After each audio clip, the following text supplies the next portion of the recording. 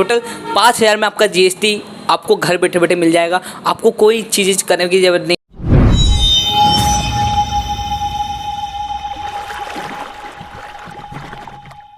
हाँ तो फ्रेंड्स, आप सभी लोगों को बहुत बहुत स्वागत है MMS के पार्ट 1 में, जिसमें कि हम लोग जानेंगे things you will need before start an e-commerce business. मतलब कि आपको मीशो पे बिजनेस करने से पहले क्या किन चीज़ों की आवश्यकता होगी, वो इस कंप्लीट वीडियो में ए से लेकर जेड तक जानेंगे। मैं आपको बहुत ही आसान तरीके से बताऊंगा कि आपको मीशो में बिजनेस स्टार्ट करने से पहले किन किन चीज़ों की रिक्वायरमेंट होगी, या किस किस डॉक्यूमेंट की, या क्या क्या चीज़ें आपको चाहिए कि मीशो पे बिजनेस स्टार्ट करने से पहले। तो सबसे पहले चीज़ जो आपको चाहिएगी वो होगा बैंक अकाउंट नंबर। हाँ फ्रेंड, क्या अब बैंक अकाउंट नंबर आपको कौन सा चाहिएगा? एक आपको पर्सनल बैंक अकाउंट या सेविंग बैंक अकाउंट नंबर चाहिएगा जो कि आपके मोबाइल फ़ोन नंबर से लिंक हो। जैसे ही मीशो वाले आपका पेमेंट डालेंगे आपके बैंक अकाउंट में, वैसे ही आपके पास नोटिफिकेशन आएगा आपके मोबाइल फ़ोन पे। तो आपको एक बैंक अकाउंट नंबर चाहिए। दूसरा आपको चाहिए पर्सनल नंबर, मतलब कि आपका खुद का नंबर होना चाहिए जिस पे मीशो वाले अगर कुछ कॉल करते हैं वेरिफिकेशन के लिए, या मीशो टीम आपको ट्रेनिंग के लिए कॉल करती है तो आपके पास ही कॉल आए हो, आप कॉल को अटेंड करके उनसे ट्रेनिंग ले पाए।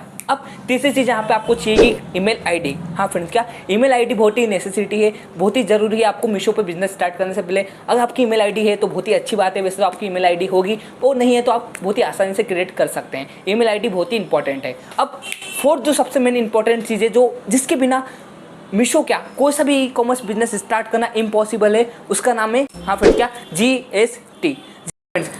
अब आप में से बहुत से लोगों के मन में बहुत सारे क्वेश्चंस होंगे कि भाई GST किस तरीके से अप्लाई करते हैं, GST किस तरीके से लेते हैं, क्या है, किस तरीके से कंप्लीट प्रोसेस होता है। तो मैं आपको बता दूं, हमने GST नहीं लिया था, हमारे पास ऑलरेडी GST था, क्योंकि हमारी बहुत सारी ब्रांचेस है तो हमको GST हमारे पास पहले से था। मैंने सिंपल सा उस GST को मीशो ऐप में डाला और हमारा 1 से 2 दिन में अप्रूवमेंट मिल गया। पर अगर आप लोग नई स्टार्ट करना चाहते हैं, अगर आप लोग एक स्टूडेंट हैं, आप लोग एक नए बिजनेसमैन हैं और अभी तक आपके पास कोई GST नहीं है, तो मैं आपको बहुत ही आसान तरीके से बताऊंगा कि किस तरीके से आपको GST लेना है। इसके लिए मैं आपको नहीं बताऊंगा, बल्कि मेरा एक दोस्त है जो कि इस फील्ड में एक्सपर्ट है। मतलब कि वो एक स्टूडेंट था पर वो अपना बिजनेस स्टार्ट कर रहा था, तो उसने खुद ने पर्सनली GST लिया और एक बहुत ही अच्छे लेवल पर भी बिजनेस को रन कर रहा है। तो मैं हमारे इस वीडियो में स्वागत करना चाहूँगा मेरा जो बेस्ट फ्रेंड है जिसका नाम है जतिन बिंबानी। तो हम आइए उन्हें स्वागत करते हैं, 1 to 1 उनसे क्वेश्चंस लाइव पूछेंगे कि आप लोगों ने किस तरीके से GST लिया, 1 से लेकर Z तक जितने भी क्वेश्चन सभी मैं उनसे पूछूंगा। तो आइए स्वागत करते हैं हमारे फ्रेंड का जतिन बिंबानी का। तो चलिए फ्रेंड शुरू कर। हमारे साथ है जतिन बिंबानी जी,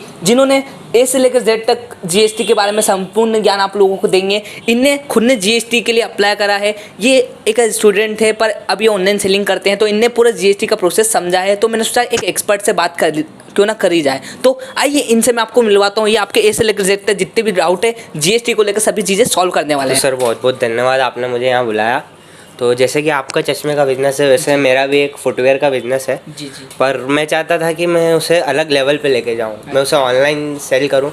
तो आपने जैसे मुझे सजेस्ट किया था, तो मैंने अपना पर्सनल GST, वैसे हमारे पास GST है फुटवेयर का जी, पर मैं चाहता था कि मैं अपना पर्सनल करूँ, जिसमें मैं फुटवेयर के अलावा भी और भी बहुत सारे आइटम सेल करूँ। तो उसके लिए मैंने एक पर्सनल GST लिया अपने लिए। तो अब मैं आपको बता देता हूँ कि मैंने कैसे कैसे लिया। और वैसे ये बहुत अच्छी चीज़ है, क्योंकि ऑनलाइन सेलिंग में देखा जाए तो फ्यूचर वही है हमारा। जी जी बिल्कुल। और आगे चल के फ्यूचर में हम ऑनलाइन सेल करेंगे तभी कमाएंगे। सही।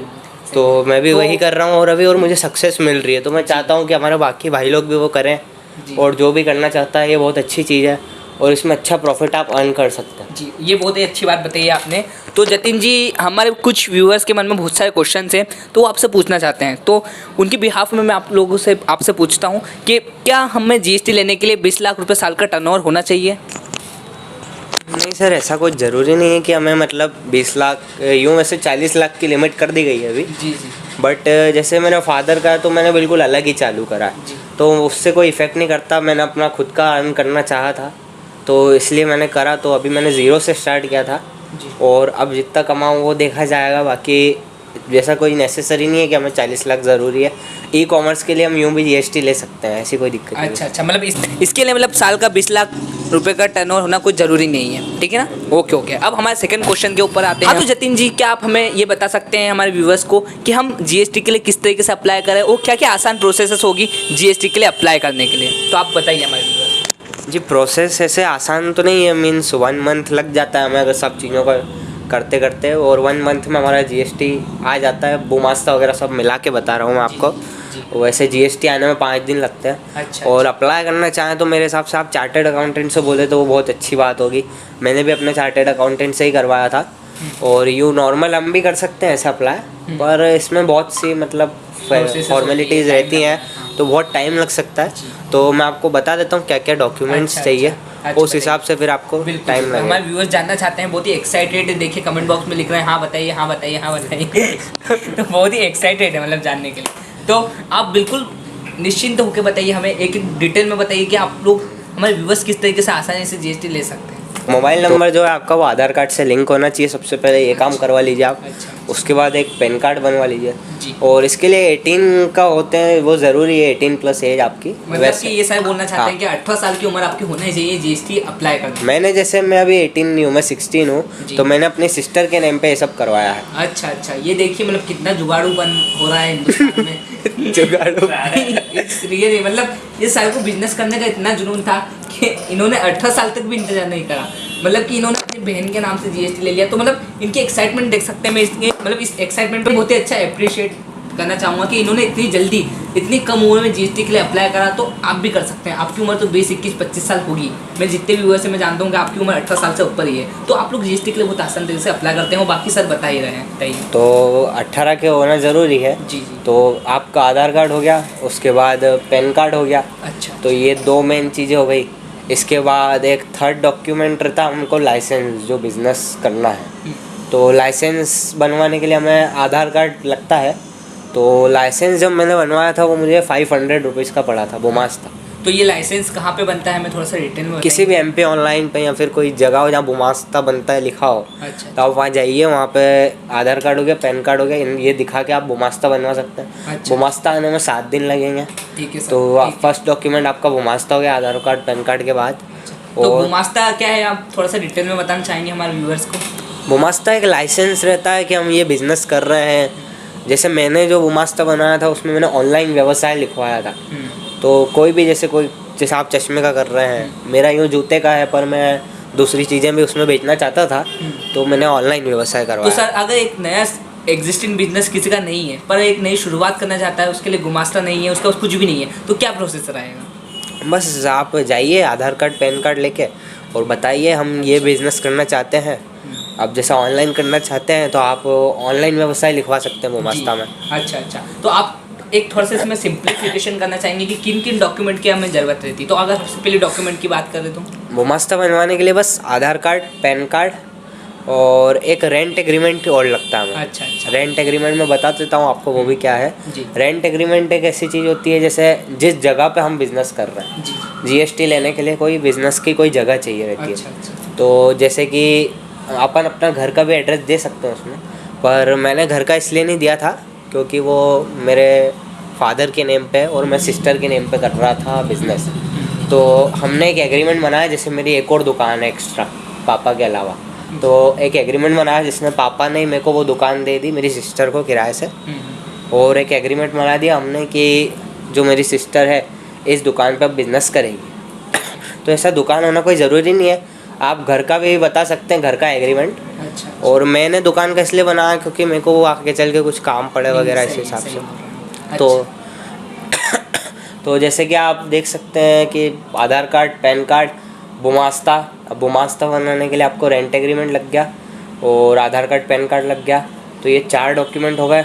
और बुमास्ता में आपका मान के चलिए कि 500 बुमास्ता में, रेंट एग्रीमेंट में आपका 1000 रुपीज़ की कॉस्ट आएगी, तो 1500 हो गया। और पैन कार्ड शायद 300 कुछ का, तो 1800 रुपये हो गए। इसके बाद लास्ट एंड फाइनल जो हमारा जीएसटी है वो अप्लाई करने के लिए आधार कार्ड, पैन कार्ड, बुमास्ता, रेंट एग्रीमेंट, ये चारों चीज़ें सब मिला के एक हमारा जीएसटी बनेगा।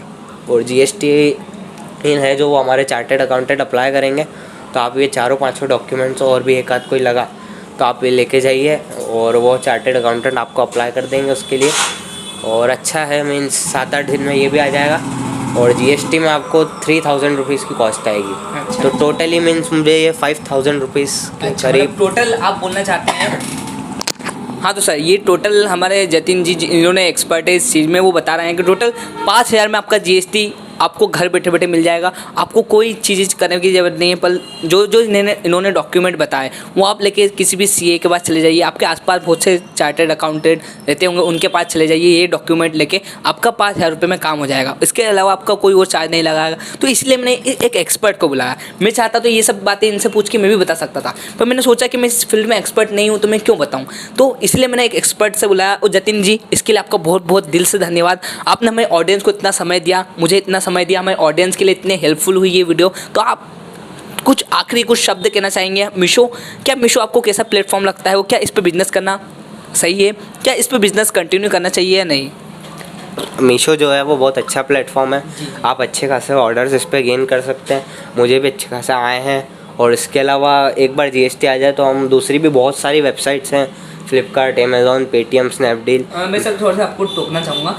आप सही बोल रहे हैं कि मीशो पे बहुत, मीशो ही ज़रूरी नहीं कि आपको मीशो ही करना है। अमेज़ॉन, फ्लिपकार्ट, स्नैपडील, इस तरीके से लाखों वेबसाइट है। पर अभी जो हाल फिलहाल पे जो बहुत सी ट्रेंड में चल रही है वो है मीशो। और यहाँ पे आपको 0% कमीशन इधर कंपटीशन कम है, तो हमें अच्छे खासे ऑर्डर्स आ सकते हैं। कभी एक ऑर्डर भी आएगा, कभी 100 ऑर्डर भी आएंगे। इससे धीरे धीरे आप अच्छा खासा कर सकते हैं। मेहनत लगा है मतलब ऐसे सेटअप करने में, मतलब अच्छा खासा ऑर्डर्स गेन करने में। और बाकी तो फिर हमारे किंग भाई हैं ही सही, जैसे उन्होंने ही मुझे सलाह दी थी इस बारे में, और इनकी कृपा है जो मैं इतना कर पा रहा हूँ अभी। नहीं सर, देखिए इसमें क्या है कि कृपा की कोई बात नहीं है। मेरा जो काम है वो केवल डायरेक्शन देना, मेरा काम है आप लोगों को सिखाना। पर ये आपका काम है कि आप लोगों ने एक्शन लिया, अगर आपने इसे इम्प्लीमेंट करा तो आप खुद ही सक्सेस होंगे। मेरा ना इसमें कुछ भी नहीं आएगा। आप ऐसा नहीं कि आप सक्सेस होंगे तो मुझे कुछ पैसा मिलेगा, बल्कि मैं चाहता हूँ कि हर एक छोटा व्यापारी जो आप आज एक ऑफलाइन शॉप लेके बैठाए हो अपने बिजनेस को ऑनलाइन लेके जाए। तो ऐसे ही ये जो मेरे फ्रेंड थे जिनको मैंने बताया, एक सजेशन दिया कि आप लोग भी मीशो पे स्टार्ट करें, इनने स्टार्ट करा, एक बहुत ही अच्छा बिजनेस को खड़ा करा। तो आपका बहुत बहुत धन्यवाद जतिन जी, जो आपने हमारे व्यूवर्स को इतने डिटेल में इतने अच्छी तरीके से एक्सप्लेन करा। तो आज की इस पावरफुल वीडियो में केवल इतना ही। कैसी लगी नीचे कमेंट बॉक्स में बिल्कुल बताइएगा। और अगर आपका कोई भी जीएसटी से रिलेटेड कोई भी डाउट अगर रह गया हो तो नीचे कमेंट बॉक्स में बिल्कुल बताइएगा। अब मिलते हैं थर्ड पार्ट में, जिसमें कि हम लोग आप लोगों से कंटेंट शेयर करेंगे कि how to register as a seller on Meesho. ये वीडियो थोड़ी सी लंबी हो चुकी है, इसलिए मैं तो वैसे ही इसी वीडियो में आपको लोगों को बताने वाला था कि how to register as a seller on Meesho, पर मैं आपको थर्ड पार्ट में बिल्कुल कंप्लीट डिटेल में हिंदी में बहुत ही आसान तरीके से बताऊंगा कि how to register as a seller on Meesho. तो मिलते हैं थर्ड वीडियो में, जब तक के लिए जय हिंद, जय भारत दोस्तों।